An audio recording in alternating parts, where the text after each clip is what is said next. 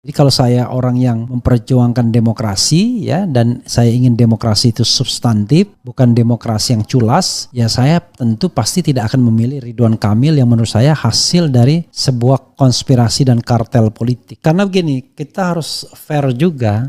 Kenapa dia tunjuk Megawati untuk Pramono tapi dia tidak mau tunjuk Jokowi untuk RK? Kan harus fair dong. Tidak mau naik ke atas.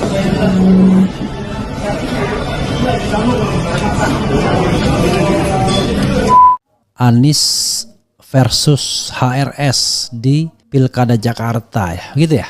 Siapa unggul? Nanti Anies versus Jokowi.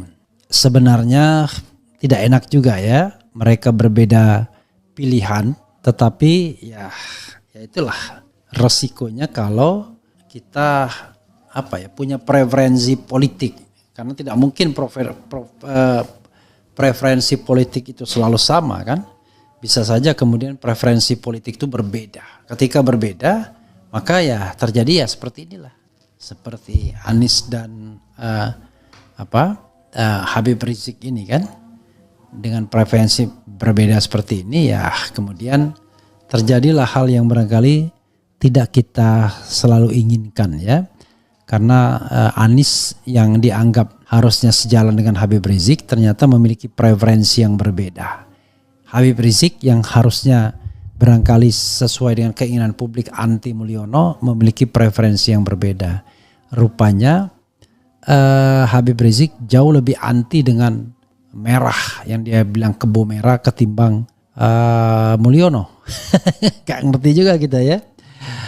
Oke. Coba kita lihat ya, kalau ukurannya adalah polling ya, polling di RH Channel ya, endorsement Anies jauh lebih unggul dibandingkan endorsement Habib Rizik Syihab ya. Tetapi memang ada faktor-faktor yang menyebabkannya. Karena saya sendiri walaupun tidak mengatakan pasti akan mendukung Pramono Rano, tetapi yang jelas saya selalu mengatakan bahwa kartel politik itu menyebabkan demokrasi kita buruk ya. Jadi di sini saya spill lagi, setelah Anies resmi ke Pramono Rano, saya kadang-kadang bilang Parno, FPI dalam kurung HRS atau Habib Rizik Syihab ke RKsus ya. Saya bilang bukan Ridho tapi Rakus, mana yang Anda pilih? Cek sekali lagi. Kenapa saya bilang cek sekali lagi? Ya check and recheck untuk melihat posisinya, dan ternyata RKsus hanya mendapatkan 11% dari 94.000 poller orang yang mengisi polling gitu dengan santai kayak. Darmakun 6%, Prano 59% majority, Gercos Golput 24%. Jadi ini mayoritas mutlak karena lebih dari 59% ya. Jadi endorsement Anies jauh lebih powerful dalam konteks Refli Harun pastinya ya. Ya, jadi sebenarnya sobat era sekalian, faktor Jokowi itu yang membuat orang kemudian ogah. Karena dianggap dosa Jokowi itu jauh lebih real. Tapi di mata Habib Rizik, dosa PDIP yang jauh lebih real ya kan.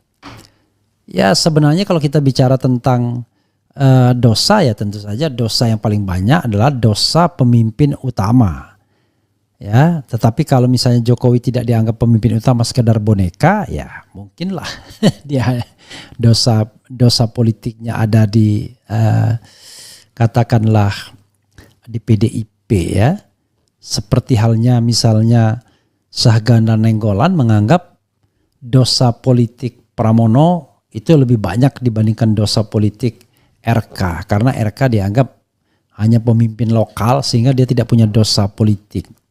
Tetapi dalam konteks ini kita tidak bicara Pramono dan RK-nya. Saya yakin Pramono dan RK barangkali faktor yang tidak 100% independen ya, faktor dependen juga. Nah, orang melihat kemudian di belakang layarnya ya, Pramono Rano didukung oleh PDIP dan a single party, hanya satu partai yang mendukungnya, sementara Ridwan Kamil berasal dari kartel politik. Jadi kalau saya orang yang memperjuangkan demokrasi ya, dan saya ingin demokrasi itu substantif, bukan demokrasi yang culas, ya saya tentu pasti tidak akan memilih Ridwan Kamil yang menurut saya hasil dari sebuah konspirasi dan kartel politik. Itu soalnya saudara sekalian. Adapun Pramono Rano,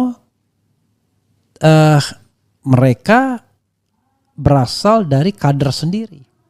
Akan menjadi masalah misalnya kalau PDIP mencalonkan Erick Thohir misalnya. Wah, itu kelihatan betul tuh aroma uangnya.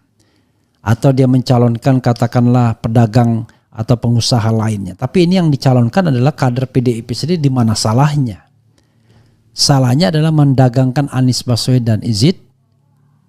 Karena tanpa mendagangkan Anies Baswedan, saya kira Mulyono pun pasti akan bertindak untuk menghalangi Anies Baswedan. Ya, kalaupun misalnya Megawati tidak mencalonkan dan dicalonkan di tempat lain, ya dihalangi juga. Terbukti dengan PKS, kan PKS dihalangi. Jadi yang jelas dihalangi itu adalah PKS dan kemudian satunya lagi oleh Megawati untuk mencalonkan Anies Baswedan. Jadi kalau kita misalnya mau menyalahkan tidak Anies, ya yang kita salahkan pertama adalah Mulyono, karena Mulyono yang mati-matian menghadang, kan begitu sesungguhnya saudara sekalian. Jadi Mulyono yang mati-matian menghadang melalui PKS dan menghadang melalui PDIP, kan itu soalnya. Jadi bukan kesalahan terletak pada Pramono Rano. Sementara Ridwan Kamil orang yang memberikan syarat hanya mau maju kalau Anies tidak maju, itu yang saya dengar. Jadi ada nuansa seperti itunya lagi. Tapi soal keislaman memang menjadi relatif semuanya. Anda percaya orang-orang politik dengan komitmen agamanya. Formalitasnya mungkin iya ya, tetapi agama dalam pengertian yang kafah, ya barangkali dari sisi tradisi mungkin ya Ridwan Kamil akan lebih baik, apalagi Suswono. Tetapi enggak juga. Saya kira Pramono Rano juga ya seorang muslim lah, walaupun dia mungkin berasal dari rahim PDIP. Tapi sekali lagi saya paham ya, ini dilematis antara kalau kita jadi ada 3 tipologi pemilihan. Mendengarkan Anies Baswedan ya, maka pilih Pramono Rano. Mendengarkan Habib Rizik, maka pilih R. Kasus, atau mendengarkan pertimbangan sendiri. Nah, kalau mendengarkan pertimbangan sendiri, ya lakukanlah, jadikanlah semua ini pertimbangan untuk the last memilih. Jadilah pemilih cerdas ya, smart voter ya. Please become smart voters ya. Jadi jangan menjadi pemilih yang bisa dikendalikan. Itu saya kira soalnya ya. Kalau tidak bisa dikendalikan, maka kemudian kita akan memilih secara genuine, secara cerdas, bukan karena uang, bukan karena sembako. Oke, coba kita baca sepintas ya. Kenapa Anies dan HRS tidak satu suara? I don't know exactly. Karena cara pandangnya beda-beda. Ya, Anies lebih menekankan aspek demokrasi, peluang politik ke depan, sementara HRS lebih menekankan aspek keislamannya. Ya, peluang Islam. HRS tidak mewakili suara umat Islam. Anies pun tidak memaksa suara anak abah. Semua memiliki hak otoritas atas pilihan masing-masing. Dari podcast terbaru, Bintang Emon Pram hanya memberdayakan Anies Effect. Oke, Anies dong. Saya masih percaya dengan pilihan Anies yang untuk membahagiakan rakyat. Untuk kali ini saya tidak ikut pilihan FPI. HRS, UBN, UAR, Profesor Din Samsudin, PUI, IKADI, rujukannya Kaidah Fikih. Pak Anies, tanda tanya. Oke, saya bacakan aja ya. Pak Anies pasti menang. Prof Ref, nampaknya gerakan coblos semua gagal padahal kabarnya 87% di awal. Ya gimana, bosnya sendiri tidak mau gercos. Aniesnya sendiri. Kecuali kalau Anies bilang saya gercos, itu ngikut semua orang. Saya sekarang hijrah ikut ulama salafi. Habib sekarang banyak yang asal ngomong pakai hadis palsu dan lemah takhayul dan suka dikultuskan seperti Bahar yang nyuruh muridnya sujud cium kaki dan minum air bekasnya. I don't know exactly ini ya. Ya saudara sekalian, itu saja ya. Pilihlah sesuai dengan hati nurani Anda, but please be smart voter ya. Be smart voters. Jadi jadilah pemilih-pemilih yang cerdas, pemilih yang cerdas. Karena itulah yang bisa membuat Anda berpikir dan memilih secara objektif. Anies dan Habib Rizik jadi referensi tetap. Tetapi tetap saja Anda yang harusnya lebih didengarkan, yaitu hati nurani Anda sendiri. Itu saja sobat era sekalian. Wassalamualaikum warahmatullahi wabarakatuh. Keren, cadas, cia. Assalamualaikum warahmatullahi wabarakatuh.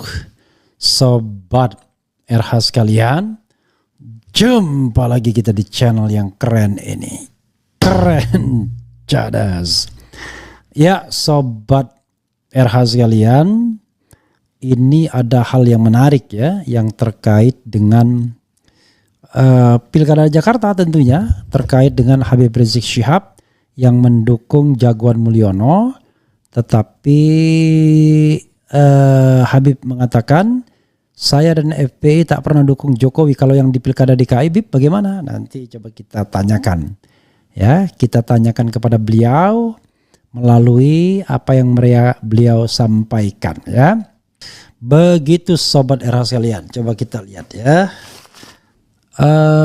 Tegas Habib Rizik, _2, saya dan FPI tak pernah dukung Jokowi. Kemudian Ridwan Kamil juga sudah menandatangani fakta integritas. Nanti kita lihat ya bagaimana fakta integritas tersebut ya. Kita lihat ya. Oke, coba kita bacakan dulu. Sabtu 23 November 2024, faktakini.info Jakarta. Pihak-pihak yang tidak suka kepada Imam Besar Habib Rizik Syihab dan Front Persaudaraan Islam FPI gencar menebar hoax dan fitnah bahwa kini Habib Rizik dan FPI telah berpindah haluan menjadi pendukung Jokowi hanya karena FPI DKI Jakarta mendukung paslon Ridwan Kamil Suswono di Pilkada Gubernur Jakarta 2024. Dan Jokowi beberapa hari setelahnya juga mengumumkan dukungan kepada paslon yang sama. Padahal DPD FPI DKI Jakarta sudah mengeluarkan maklumat untuk mendukung paslon RK Suswono sejak Jumat. Sementara Jokowi baru mengeluarkan pernyataan dukungan untuk RK Suswono pada Senin 18.11 malam. Jadi dusta besar jika ada yang bilang FPI ikut apalagi mendukung keputusan Jokowi karena FPI DKI yang lebih dulu memberikan dukungan kepada RK Suswono. Itu nggak perlu kita perdebatkan. Kita kan sudah tahu memang Kim Plus itu ada Jokowi di sana ya. Jadi kalau itu sih bukan maksud saya saking belanya jangan begitulah ya. Dalam surat IBHRS dari Kota Suci Madinah untuk umat Islam Indonesia via penasihat DPP FPI Asy-Syaikh Kiai Haji Buya Ahmad Qurtubi Jailani Al-Bantani, Kamis, Habib Rizik menegaskan ia dan FPI tetap konsisten tidak pernah mendukung Jokowi dan Megawati. Oke, berikut ini pernyataan Habib Rizik. Ya, ini sudah disampaikan ya. Jadi nanti kita bacakan sedikit ya. Apa tidak berarti FPI bersanding kompromi mendukung Jokowi? Apa FPI sebaiknya golput coblos semua saja? Apa FPI tidak khawatir dihujat publik lantaran kecewa? Alhamdulillah saya dan FPI tidak pernah bersanding kompromi mendukung Jokowi. Apalagi Megawati dengan partainya yang selama ini membesarkan Jokowi dan ikut menikmati kekuasaan Jokowi selama 10 tahun ya. Kalau enggak berarti gercos dong ya. Kalau dua-duanya enggak ya. Gitu. Kemudian karena begini, kita harus fair juga. Kenapa dia tunjuk Megawati untuk Pramono tapi dia tidak mau tunjuk Jokowi untuk RK? Kan harus fair dong, ya kan? Karena Pramono anggota PDIP. Ya, tetapi RK juga menurut saya juga Golkar kan? Golkar selama berkuasa dalam pemerintahan Presiden Jokowi ya dia juga bertindak sewenang-wenang juga kan? Gitu. Kemudian apa lagi ya? Bismillah walhamdulillah, saya tegaskan di sini bahwasanya saya dan FPI tetap konsisten ikut maklumat Tripilar tentang Pilkada serentak 2024. Alhamdulillah saya dan FPI tidak pernah bersanding kompromi mendukung Jokowi ya. Alhamdulillah oke. Alhamdulillah saya dan FPI tetap komitmen untuk terus membela rakyat tertindas dan juga terus mengejar para begal konstitusi dan pelanggar HAM serta koruptor dan rezim Jokowi dan kroninya, dari rezim Jokowi dan kroninya. Alhamdulillah saya dan FPI juga tetap komitmen untuk menuntut rezim Jokowi ke pengadilan HAM terkait tragedi pembantaian 6 pemuda santri Laskar FPI Front Pembela Islam di KM 50 dan menuntaskan. Sidang pengadilan tentang gugatan 5.246,74 triliun terhadap Jokowi untuk dikembalikan ke kas negara sekaligus seluruh aset kekayaan Jokowi dan memiskinkannya. Alhamdulillah, saya dan FPI tetap komitmen untuk terus mendorong pemerintahan baru Prabowo agar lepas dan bersih dari segala bentuk tekanan oligarki busuk dan pengaruh jahat Jokowi maupun Megawati, dan partainya beserta kroni-kroni mereka juga akan terus mendesak proses hukum terhadap Fufu Fafa.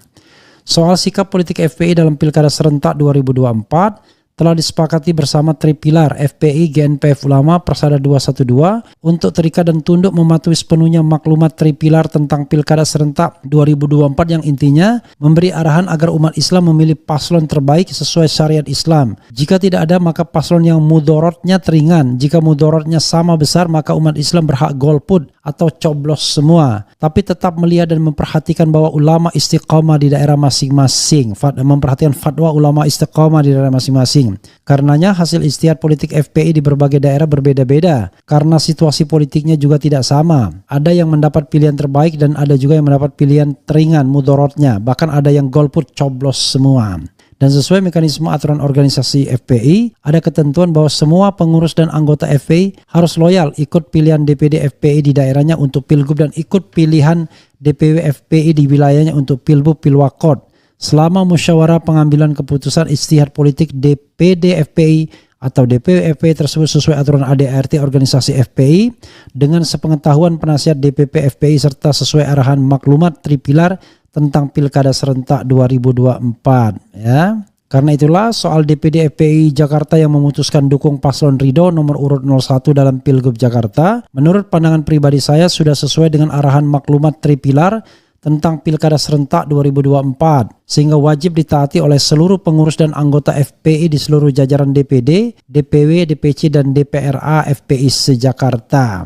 Hasil ijtihad politik DPD FPI Jakarta tersebut sudah seyogyanya dihormati oleh saya dan segenap jajaran pengurus DPP FPI serta seluruh elemen bangsa dan negara Indonesia karena itu merupakan hak politik yang dijamin serta dilindungi oleh konstitusi dan perundang-undangan. Setahu saya bahwa DPD FPI di Jakarta mendukung paslon Ridho antara lain karena pertimbangan kaidah wujubul amal bi aqafid dororain, wajib beramal dengan mudorot yang lebih ringan dan beberapa kaidah lainnya. Saya juga menilai bahwa langkah DPD FPI Jakarta tersebut bukan hanya sebagai bentuk dukungan, tapi juga merupakan benteng bagi paslon agar tidak dikondusikan oleh Jokowi dan oligarki. Jadi saya memahami betul bahwa sikap DPD FPI Jakarta bukan karena ingin bersanding, kompromi, mendukung Jokowi sebagaimana dituduhkan dan difitnahkan, tapi sesungguhnya karena pertimbangan realita politik di Pilgub Jakarta yang sangat ruwet dan dilematis. Ya, sahabat daerah sekalian, itu ya. Dan kemudian kalau kita kaitkan dengan fakta integritas, ternyata fakta integritasnya itu berbunyi sebagai berikut ya. Fakta integritas kami yang bertanda tangan di bawah ini pasangan calon nama Dr. HC Haji Muhammad Ridwan Kamil, kemudian ST MUD Gubernur DKI Jakarta nomor urut 01 calon ya, nama Dr. Insinyur Haji Susono MMA calon wakil gubernur Provinsi DKI Jakarta nomor urut 01 dengan menyebut nama Allah Subhanahu wa taala. Kami bersumpah atas nama Allah Subhanahu wa taala bila mana terpilih sebagai gubernur dan wakil gubernur DKI Jakarta, maka kami wajib memegang teguh serta melaksanakan fakta integritas ini sebagai berikut. Ada panjang sekali ini, apa bisa dipenuhi semua? Ada 15 poin ya. Coba kita lihat. Gubernur dan wakil gubernur wajib menjunjung tinggi ayat suci di atas ayat konstitusi. Oke. Gubernur dan wakil gubernur wajib memperjuangkan nilai-nilai Islam ke dalam produk perundang-undangan sesuai kewenangannya masing-masing. Gubernur dan wakil gubernur wajib menolak segala produk perundang-undangan yang bertentangan dengan nilai-nilai Islam. Gubernur dan wakil gubernur wajib berpegang teguh dengan nilai-nilai Islam dan menjunjung tinggi akhlakul karimah dengan semangat revolusi akhlak, serta wajib memerangi segala bentuk kemaksiatan seperti peredaran miras, obat-obatan terlarang, narkoba, perzinahan, prostitusi, perjudian, LGBT, pinjaman online, rentenir, dan penyakit masyarakat lainnya, serta tidak mengeluarkan izin usaha hiburan malam seperti diskotik dan atau klub malam. Oke, apa iya bisa ya? Kok ini tidak ada judul ya? 5. Gubernur dan wakil gubernur wajib menarik seluruh saham Pemprov DKI Jakarta yang bekerja sama dengan perusahaan miras serta tidak memberikan ruang untuk berdirinya pabrik miras di DKI Jakarta yang disesuaikan dengan peraturan perundang-undangan. Gubernur dan wakil gubernur wajib mencegah menyebarnya faham komunisme, leninisme, dan marxisme serta faham sekularisme, pluralisme, dan liberalisme, spilis. 7. Gubernur dan wakil gubernur wajib memberantas korupsi, kolusi, dan nepotisme KKN tanpa pandang bulu, serta menjamin pengelolaan keuangan APBD dengan sebaik-baiknya secara transparan dan akuntabel. Gubernur dan wakil gubernur wajib mengatasi problematika yang ada di tengah masyarakat DKI Jakarta, baik masalah sosial maupun keagamaan untuk mewujudkan ketertiban umum. Gubernur dan wakil gubernur wajib menjamin terciptanya lapangan pekerjaan dan lebih memprioritaskan masyarakat DKI Jakarta serta membatasi pekerja asing dan aseng. Masyarakat DKI ya, bagaimana dengan luar DKI? Gubernur dan wakil gubernur wajib berkomitmen untuk menjamin pendidikan gratis di seluruh sekolah dan perguruan tinggi yang berada di DKI Jakarta tanpa memandang akreditasi ya. Kemudian gubernur dan wakil gubernur wajib mendukung kesejahteraan guru dan dosen yang telah berjasa untuk mencerdaskan anak bangsa. Gubernur dan wakil gubernur wajib menjamin peningkatan pelayanan fasilitas kesehatan masyarakat DKI Jakarta secara gratis yang dialami oleh masyarakat DKI Jakarta. Gubernur dan wakil gubernur 13, gubernur dan wakil gubernur wajib menghormati ulama dan bersedia mentaati pendapat serta nasihat para ulama yang istiqamah dalam menyelesaikan masalah yang menyangkut kemaslahatan kehidupan berbangsa dan bernegara, khususnya di DKI Jakarta.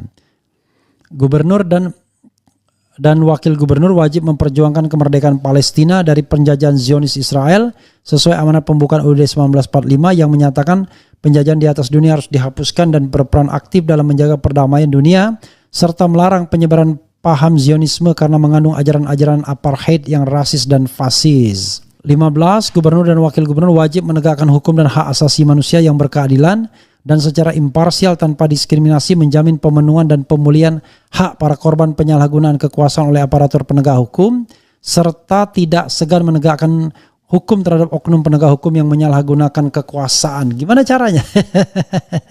Dia kan tidak menguasai polisi ya. Gubernur dan wakil gubernur wajib mendukung setiap kegiatan keagamaan terkhusus umat Islam yang bersifat dakwah syiar Islam dengan cara mempermudah perizinan tempat dimanapun berada dan membantu kelancaran serta kesuksesannya. Gubernur dan wakil gubernur wajib menjaga syiar Ahlus Sunnah wal Jamaah di tengah umat Islam DKI Jakarta serta wajib melakukan dan mendukung penegakan amar ma'ruf nahi mungkar sesuai dengan peraturan perundang-undangan. Demikian fakta integritas ini ditandatangani secara sadar dengan tulus dan ikhlas serta semangat juang untuk kemaslahatan umat Islam di DKI Jakarta pada khususnya dan masyarakat DKI Jakarta pada umumnya. Dr. H.C. Haji Muhammad Ridwan Kamil, STMUD, Dr. Insinyur Haji Suho MMA, disaksikan oleh Dewan Pimpinan Daerah Front Persaudaraan Islam DKI Jakarta, Habib Zain bin Umar Al-Latas, Ketua FPI DKI Jakarta, Habib Hazik Al-Hadad, SPD, Sekretaris FPI DKI Jakarta, Abuya Al-Habib Hamid bin Abdullah Al-Qaf, Penasihat FPI DKI Jakarta. Ya, saudara sekalian, ya tentu saja ya semua berhak ya kalau mau membuat fakta integritas, tetapi terus terang ya fakta-fakta integritas ini ya tidak bisa kemudian berjalan begitu saja tanpa sebuah proses yang proses bernegara yang sesuai dengan Pancasila dan Undang-Undang Dasar 1945. Seperti misalnya ayat suci dan ayat-ayat konstitusi. Jadi itu menurut saya memang hal yang tidak bisa disandingkan begitu saja. Ya tentu ayat suci itu terkait dengan Allah Subhanahu wa taala, tetapi ayat-ayat konstitusi adalah ayat tertinggi dalam bernegara.